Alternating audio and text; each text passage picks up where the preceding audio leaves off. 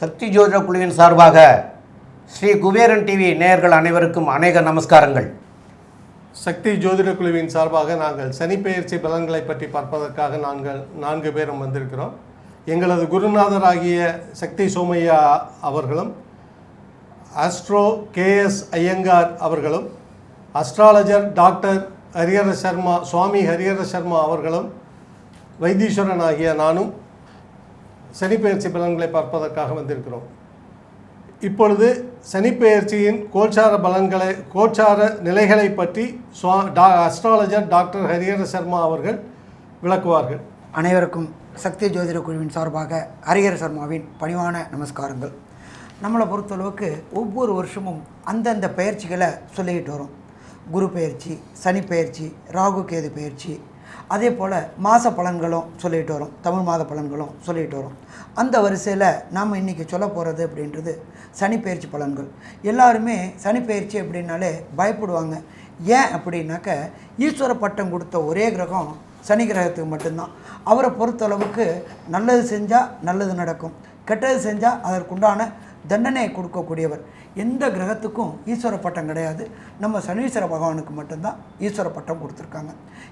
இதை தவிர நம்ம சனீஸ்வர பகவானை என்ன சொல்லுவோம் அப்படின்னாக்க, மந்தக்காரகன் அப்படிம்போம். மந்தக்காரகன் அப்படின்னாக்க, அவருக்கு வலது கால் சற்று ஊனமாக இருக்கிறதுனால என்ன பண்ணுவார், கொஞ்சம் மொல்லமாக போவார்.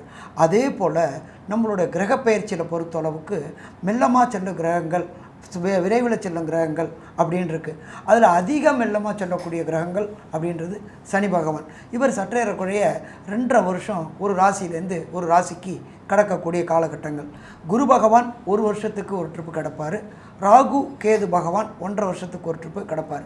அப்போ நம்மளை பொறுத்தளவுக்கு 2.5 வருஷம் ஒரு ராசியில் இருக்கக்கூடியவர் சனி பகவான்.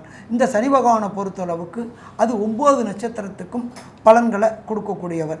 அப்போ நம்ம பொறுத்தளவுக்கு இந்த சனிப்பெயர்ச்சியை பொறுத்தளவுக்கு அஷ்டமத்து சனி, அர்த்தாசிரம சனி, ஏழரை சனி, ஏழரை சனியில் ஜென்மச்சனி, பாதச்சனி, இவங்களுக்கு தான் நம்ம பெரும்பாலும் இம்பார்ட்டன்ட் கொடுக்குறோம். சரி, பாக்கி பேர்களுக்கு எதுவும் பிரச்சனை இல்லையா சாமி அப்படின்னாக்க, அவங்களுக்கு இந்த தாக்கத்துடைய விகிதம் கம்மியாகும். அதே போல் நம்ம இந்த பேரில் என்ன சொல்ல போகிறோம் அப்படின்னாக்க, ஒவ்வொரு அந்த அஷ்டமத்து சனி, அர்த்தாசிரம சனி, ஏழரை சனி நடக்கிறவங்களுக்கு என்னென்ன எளிய பரிகாரங்கள் செய்யணும் அப்படின்றதையும் நம்ம இந்த பலன்களில் ஒவ்வொரு ராசிக்கும் விரிவாகவும் விளக்கமாகவும் சொல்ல போகிறோம். அதுக்கு முன்னாடி இந்த சனிப்பெயர்ச்சி என்றைக்கு நடக்குது, எந்த நேரத்தில் நடக்குது அப்படின்றத ஃபஸ்ட்டு பார்த்துப்போம். இந்த சனிப்பெயர்ச்சி அப்படின்றத பொறுத்தளவுக்கு நிகழும் மங்களகரமான சுபகிருது வருஷம் பங்குனி மாதம் 15ஆம் தேதி, அதாகப்பட்டது ஆங்கில தேதி அப்படின்றது 29/3/2023. அன்றைக்கி கிழமை அப்படின்றது வசந்த கிழமையான புதன்கிழமையில் பிறக்கிறார். அன்னைக்கு பிறக்கிற அன்னைக்கு என்ன நட்சத்திரம் இருக்குது அப்படின்னாக்க, ராகுவோடைய நட்சத்திரமான திருவாதிரை நட்சத்திரத்தில் பிறக்கிறாரு. மிதுன ராசியில் பிறக்கிறாரு. அவர் பெயர்ச்சி அடைகிறது அப்படின்றத பொறுத்தளவுக்கு மகரத்தில் அவிட்டம் 2ஆம் பாதத்துலேருந்து அவிட்டம் 3ஆம் பாதம் கும்பத்துக்கு பெயர்ச்சி அடைகிறாரு. அப்போ இந்த பெயர்ச்சி அடைகிற காலகட்டங்களில், அந்த காலகட்டங்களில் அன்னைக்கு மத்தியானம் 1:10 மணிக்கு கிரகங்கள் என்னென்ன நிலவரத்தில் இருக்குது அப்படின்றத நம்ம இப்போ பார்ப்போம். காலபுருஷ தத்துவத்துப்படி எப்பொழுதுமே மேடம் 1ஆவதாகவும் மீனம் கடைசியாகவும் இருக்குது. அப்படியேற்பட்ட மேட ராசியில் சுக்கிர பகவானும் ராகு பகவானும் இருக்காங்க. அதுக்கு அடுத்தது பார்த்தோம் அப்படின்னாக்க, பெயர் அன்னைக்கு திருவாதிரை நட்சத்திரம்ன்றனால சந்திரனும் செவ்வாய் பகவானும் மிதுனத்தில் இருக்கிறாங்க. அதுக்கு அடுத்தது பார்த்தோம் அப்படின்னாக்க, துலா ராசியில் கேது பகவான் இருக்கிறாங்க. அதுக்கு அடுத்தது இன்றைக்கி 1:10க்கு அப்புறம் பெயர்ச்சி அடையிற சனி பகவான் கும்ப ராசியில் அவிட்ட நட்சத்திரம் 3ஆம் பாதத்தில் இருக்காங்க. இப்போ நம்ம பெயர்றது காலகட்டங்களில் மீன ராசியில் காலபுருஷ தத்துவத்துப்படி 12வது ராசியான மீன ராசியில் சூரிய பகவானும் ஆட்சி பெற்ற சுக்கிர பகவானும் நீச்சமடைஞ்ச புத பகவானும் இருக்கிற இந்த காலகட்டங்களில் சனிப்பெயர்ச்சி நிகழுது. இந்த சனிப்பெயர்ச்சி என்னென்ன நற்பலன்களை தரப்போகுது அப்படின்றத பார்ப்போம். அதுக்கு முன்னாடி சனிப்பெயர்ச்சி அப்படின்றது 2.5 வருஷம் அப்படின்னு இருக்கோம். இப்போ இந்த 2.5 வருஷத்துக்கு இடையில என்னென்ன பெயர்ச்சிகள் நடக்குதுன்னு சொல்கிறேன். அதையும் வச்சுக்கிட்டு நம்ம பலன்களை தெரிஞ்சுக்கிறது சிறப்பாக இருக்கும் அப்படின்னு நினைக்கிறேன். இப்போ பெயர்றது அப்படின்றத பொறுத்தளவுக்கு 23/4/2023 குரு பகவான் பெயர்றாரு. அதுக்கு அடுத்தது 8/10/2023 ராகு கேது பயிற்சி அடைகிறாரு. அடுத்தது 1/5/2024 அடுத்த ஆண்டு குரு பயிற்சி நடக்குது. அதே போல் 26/4/2025 ராகு கேது பயிற்சி.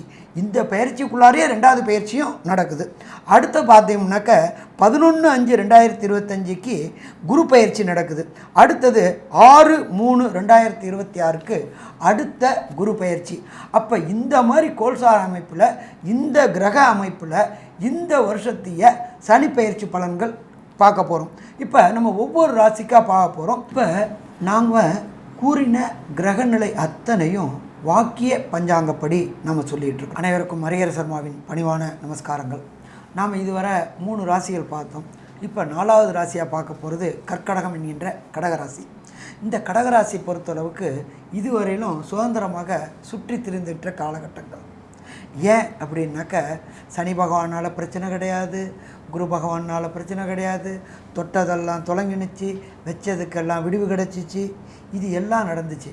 ஆனால் வரப்போகின்ற சனி பயிற்சியும் சரி, வரப்போகின்ற குரு பயிற்சியும் சரி, வரப்போகின்ற ராகு கேது பயிற்சியும் சரி சற்று அச்சத்தை தரக்கூடிய பயிற்சிகளாக கடகத்துக்கு இருக்கும்.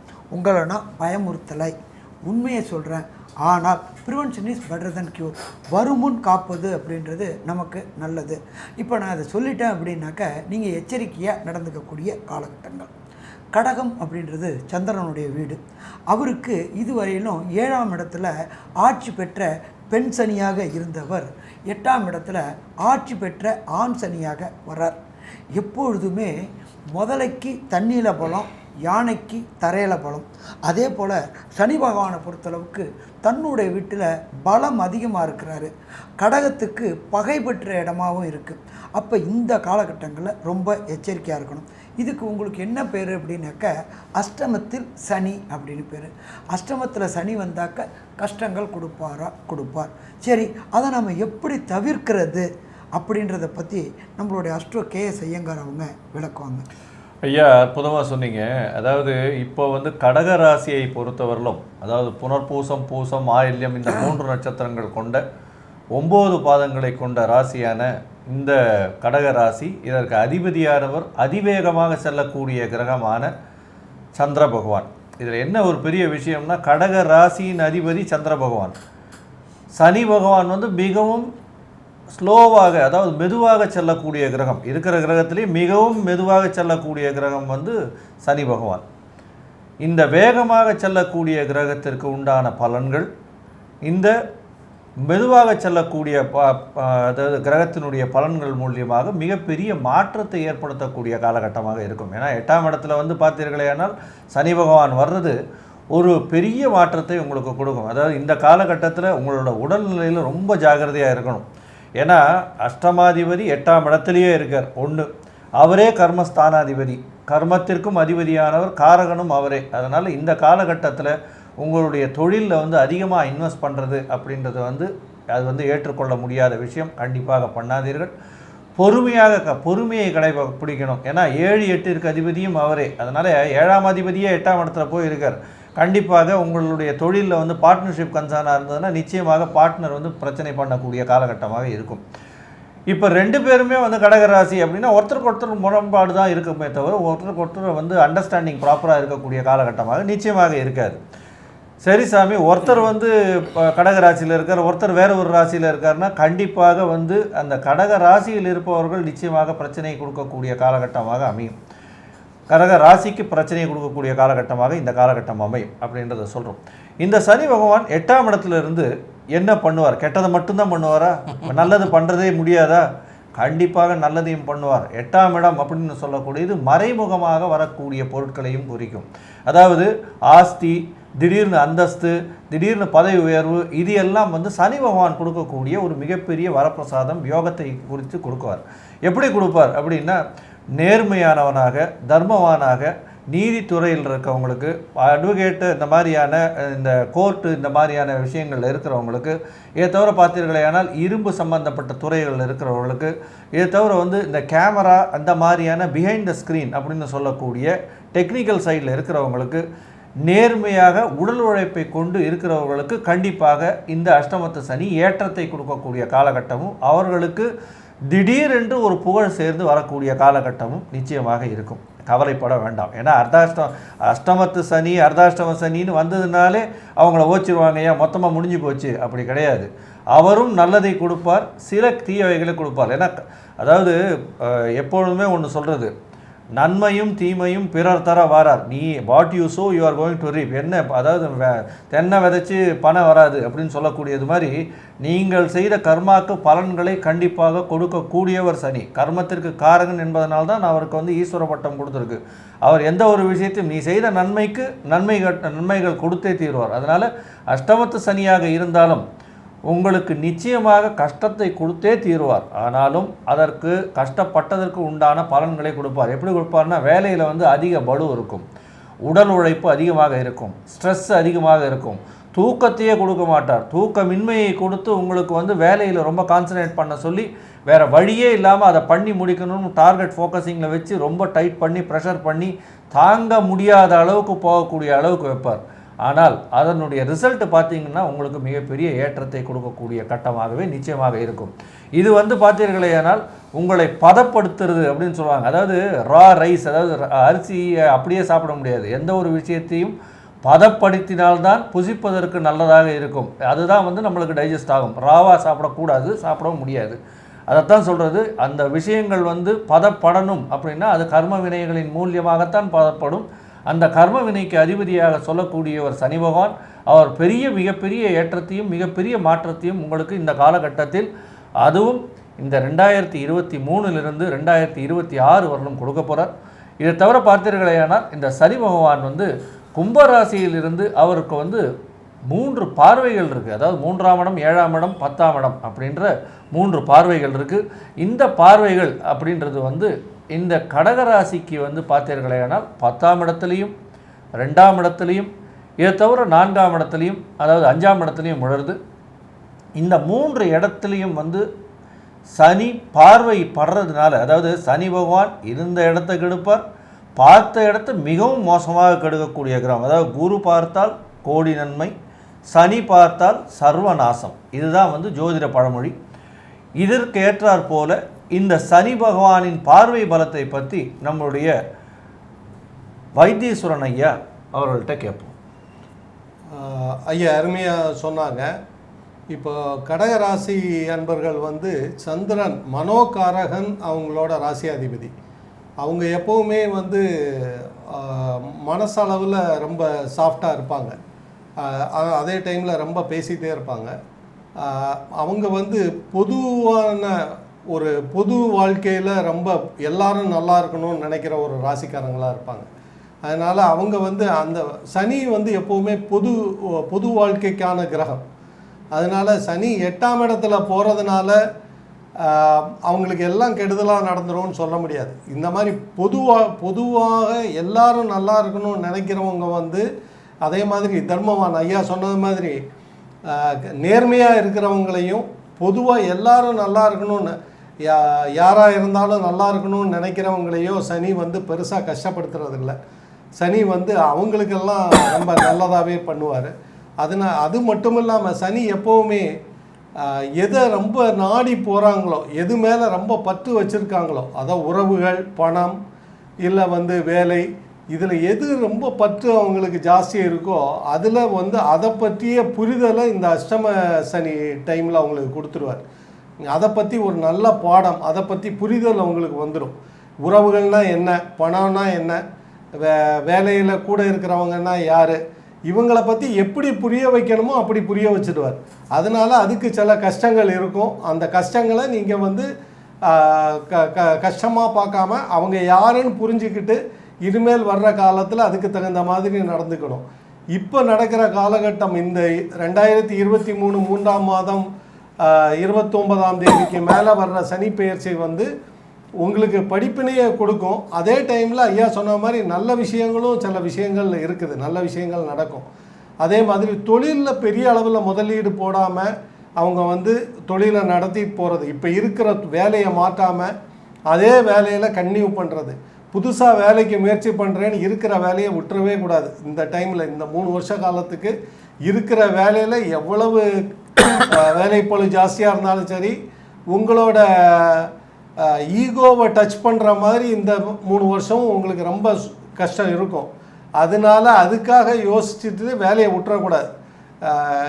அந்த இதெல்லாம் சகிச்சுக்கிட்டு நீங்கள் வேலையில் கன்டினியூ பண்ணணும். புதுசாக ஒரு வேலை கிடைச்சதுன்னா அந்த வேலைக்கு அதுக்கப்புறம் இந்த வேலையை விடுங்க, அங்கேயும் இதை விட மோசமாக இருக்கும். அதனால் எவ்வளவு கஷ்டப்பட்டு இதை சமாளிக்க முடியுமோ சமாளிச்சுக்குங்க இந்த டைமில், அதெல்லாம் பார்த்துங்க. அதே மாதிரி பொருளாதாரம் வந்து ரொம்ப டைட்டாகவே போயிட்டு இருக்கும்.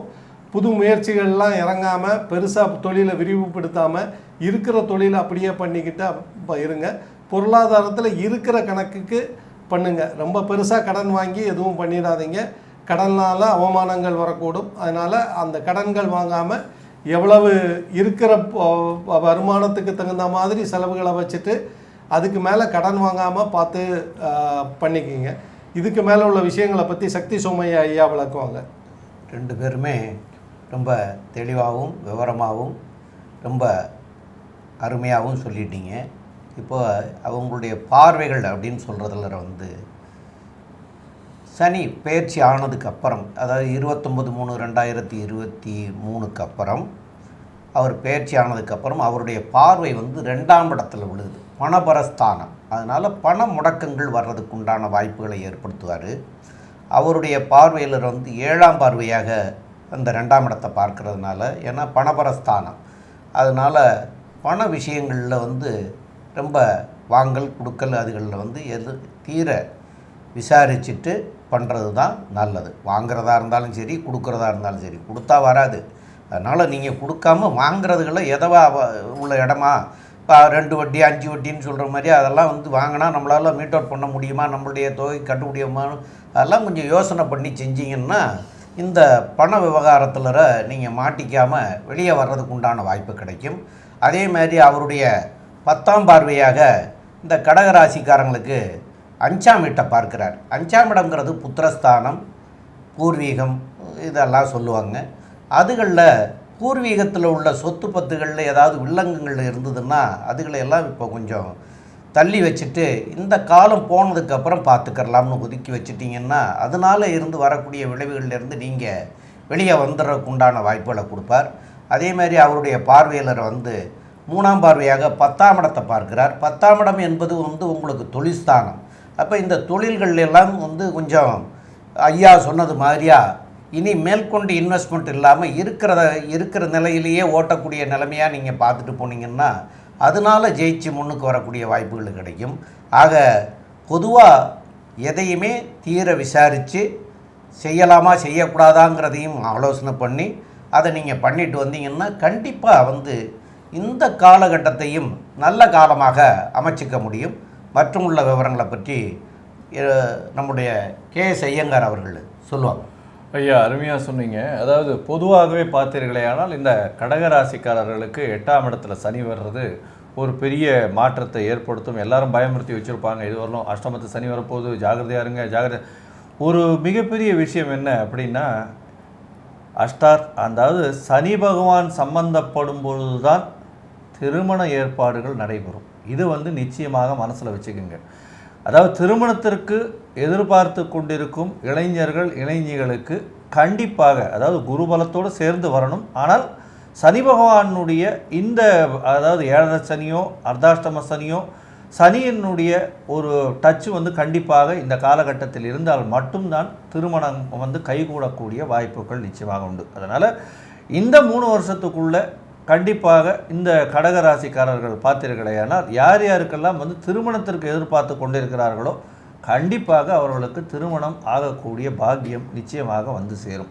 அதனால் என்ன, ஒரு ஜாதகத்தை எடுத்தால் உடனடியாக முடியாது, ஒரு 4 ஜாதகம் எடுத்து பார்க்க வேண்டியதாக இருக்கும். சிறு சிறு தடங்கல்கள் வரக்கூடிய வாய்ப்புகள் உண்டு. இருந்தாலும் இந்த 3 வருஷத்தில் கண்டிப்பாக அவர்களுக்கு நிச்சயமாக இந்த திருமணம் ஏற்படக்கூடிய பந்தங்கள் உறவுகள் ஏற்படக்கூடிய பாக்கியங்கள் நிச்சயமாக அவர்களுக்கு நடக்கும் அப்படின்றத சொல்கிறோம்.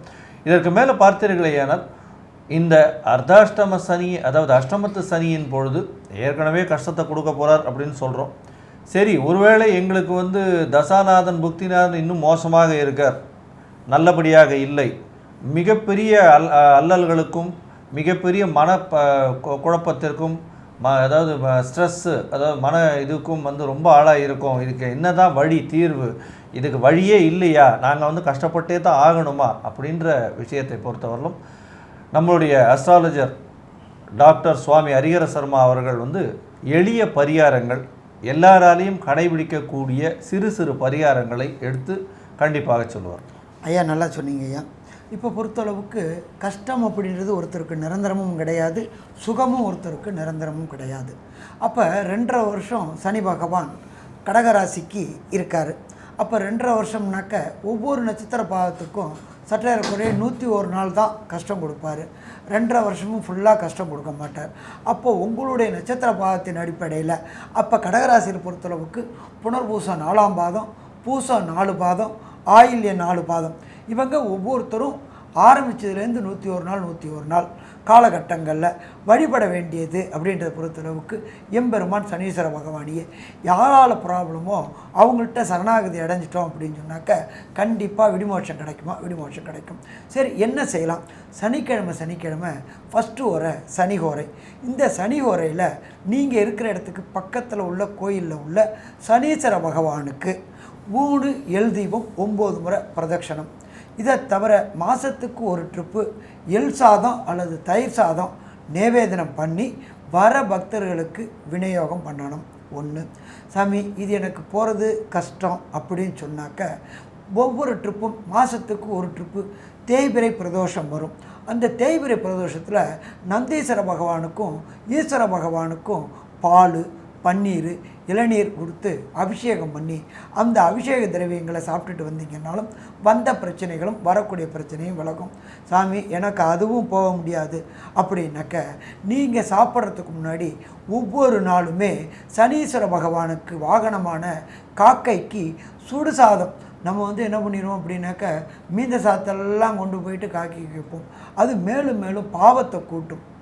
அதனால் என்ன பண்ணுறீங்க அப்படின்னாக்க ஒவ்வொரு நாளும் நீங்கள் சாப்பிட்றதுக்கு முன்னாடி சுடு சாத்த காக்கைக்கு வச்சுட்டு வந்தீங்க அப்படின்னு சொன்னாலும் வர பிரச்சனைகளும் வந்த பிரச்சனைகளும் எளிதில் விலகும். ஸோ இப்போ மொத்தத்தில் பொறுத்தளவுக்கு கடகராசியை பொறுத்தளவுக்கு இந்த எளிய பரிகாரங்கள் பண்ணிட்டு வந்தீங்க அப்படின்னு சொன்னால் பிரச்சனைகள் தீரும். இதை தவிர மொத்தமாக உள்ள கடகராசிக்குண்டான ப்ளஸ்ஸு, கடகராசிக்குண்டான மைனஸ் என்ன அப்படின்றத கன்க்ளூஷனை நம்மளுடைய அஸ்ட்ரோ கேஎஸ் ஐயங்கார் அவங்க சொல்லுவாங்க. ஐயா, அற்புதமாக சொன்னீங்க. அதாவது கடகராசி அப்படின்னு பொறுத்தவரையிலும் இவர்களுக்கு வந்து அஷ்டமத்து சனி நடக்குது. கவலைப்பட வேண்டாம். இந்த காலகட்டத்தில் உங்களுடைய தொழிலில் கொஞ்சம் செட்பேக் இருக்கக்கூடிய காலகட்டமாக இருக்கும். இருந்தாலும் கவலை கொள்ள தேவையில்லை. ஐயா சொன்ன மாதிரி சரணாகதி அப்படின்ற ஒரு மிகப்பெரிய விஷயத்தை சொன்னார். அதில் வந்து எனக்கு ஒரு ஆழ்வார் பாடல் ஒன்று ஞாபகம் வருது. அதாவது வாளால் அறுத்துச் சுடினும் மருத்துவன் பால் மாளாத காதல் நோயாளன் போல் மாயத்தால் மீளா துயர்தரினும் வித்துவக்கோட்டு அம்மானே ஆளா உணர்தொருளேல் பார்ப்பனடியேன் அப்படின்னு சொல்லக்கூடிய குலசேகர ஆழ்வாரின் மிகப்பெரிய பாடல் இது. இதில் பார்த்தீர்களேயானால் தன் உடலில் வரக்கூடிய கட்டியை, அதாவது அதாவது நகை சுத்தி இல்லைனா கட்டியை வந்து அகற்றணும்னு தன் கையில் இருக்கக்கூடிய பைசாவை கொடுத்து அவரை வந்து பிளேடையோ இல்லை வந்து இந்த கூர்மையான பொருளை வாங்கி அதையே கட் பண்ண சொல்லி நம்மளே பைசாவை கொடுத்து அவரை பண்ண சொல்கிறோம். அந்த மாதிரி ஐயா சொன்ன மாதிரி அவர்கிட்ட சரணாகதி அடையிறது தான் மிகப்பெரிய தத்துவமாக வந்து ஐயா சொன்னார். அங்கே போயிட்டு ஐயா நான் வந்து செஞ்சது எந்த தப்பாக இருந்தாலும் மன்னிச்சிருன்னு பிரார்த்தனை செஞ்சுட்டு வர்றதும் இது ஒரு மிகப்பெரிய ஏற்றத்தை கொடுக்கும். இந்த காலகட்டத்தில் பார்த்தீர்களேனால் உங்களுக்கு தொழிலில் வந்து கொஞ்சம் செட்பேக் இருக்கக்கூடிய காலகட்டமாக இருக்கும். கண்டிப்பாக மற்றவர்களால் ஏளனமாக பரிகசிக்கப்படக்கூடிய காலகட்டமாக நிச்சயமாக இருக்கும். உங்களுடைய முயற்சியில் நிச்சயமாக தொய்வு ஏற்படக்கூடிய காலகட்டமாக இருக்கும். வெளியூர், வெளிமாநிலம், வெளிநாடு சென்றிருப்பவர்கள் திருப்பியும் இப்போ சந்திக்க வராதிங்க. அங்கே இன்னொரு 2-3 வருஷம் கழித்து வாங்க. உங்களுக்கு நிச்சயமாக ஏற்ற காலம் வரும். 3 வருஷம் கழித்து வந்தீர்களேனால் நிச்சயமாக இருக்கும். உடல்நிலை குன்றி இருக்கக்கூடிய சீனியர் சிட்டிசன்ஸ் கண்டிப்பாக மருத்துவரை அணுகி ஜாகிரதையாக உடல்நிலையை பார்த்து பேணி காத்து கொள்வது மிகவும் நல்லது. தந்தையின் உடல்நிலையில் கண்டிப்பாக கவனம் இருக்க வேண்டிய காலகட்டமாக இந்த காலகட்டம் நிச்சயமாக அமையும். ஏன்னா 9ஆம் இடத்தை வந்து குரு பகவானும் மாறிப்போய் ராகு பகவான் வந்து நிற்க போகிறார். அதனால் இந்த காலகட்டத்தில் மிகப்பெரிய ஒரு மாற்றங்கள் ஏற்படக்கூடிய காலகட்டமாக இருக்கும். இந்த கடகராசிக்காரர்களில் வந்து பார்த்தீர்களேனால் இந்த போட்டித் தேர்வு எழுதக்கூடிய மாணவர்கள் வந்து ஒரே விஷயம், ஒரு தடவைக்கு 10 தரம், அதாவது 150 மடங்கு வந்து எஃபோர்ட் போட்டிங்கன்னா 100% உண்டான மார்க் கிடைக்கும். அதனால் நீங்கள் வந்து 100%க்கு தான் நீங்கள் எஃபோர்ட் போடுறீங்க அப்படின்னா உங்களுக்கு 75% தான் மார்க் கிடைக்கும். அதனால் உங்களுடைய உடல் உழைப்பை மிகவும் அதிகமாக செய்யணும். கண்டிப்பாக ஞாபக மறதி வந்து நிச்சயமாக அதிகமாக இருக்கும். பேச்சுக்களில் கொஞ்சம் வந்து தடித்த தன்மை வரக்கூடிய வாய்ப்புகள் உண்டு. அதனால் கீழ்த்தட்டு மக்களிடம் பேசும்பொழுது ரொம்ப கவனமாக இருக்க வேண்டிய காலகட்டமாக இந்த காலகட்டம் இருக்கணும்.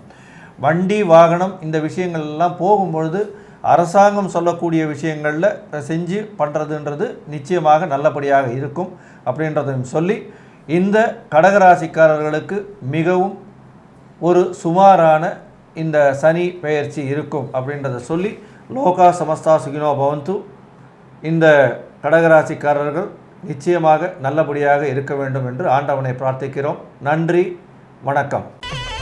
ஸ்ரீ குபேரன் டிவியை பார்த்தமைக்கு நன்றிகள். மேலும் இது போன்ற தகவல்களை தெரிந்து கொள்ள ஸ்ரீ குபேரன் டிவியை சப்ஸ்கிரைப் செய்யுங்கள். மறக்காமல் பெல் ஐக்கானை கிளிக் செய்யுங்கள்.